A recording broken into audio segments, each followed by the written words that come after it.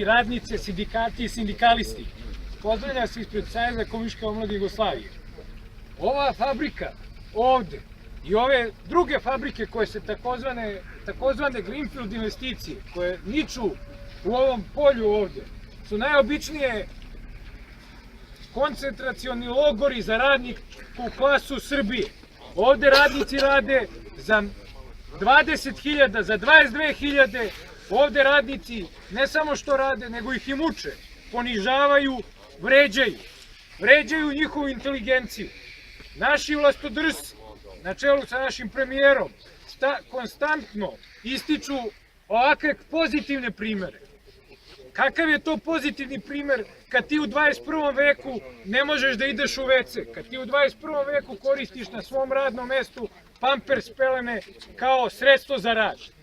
Takođe, ovakvi primeri na celom Balkanu su negativna praksa.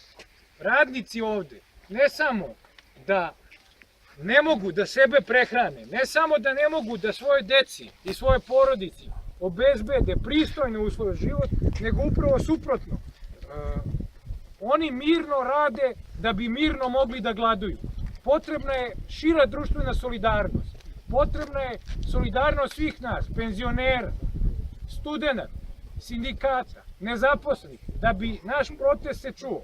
Ovakva protestna aktivnost je samo početak jedne šire akcije u našoj zemlji. Toliko, hvala.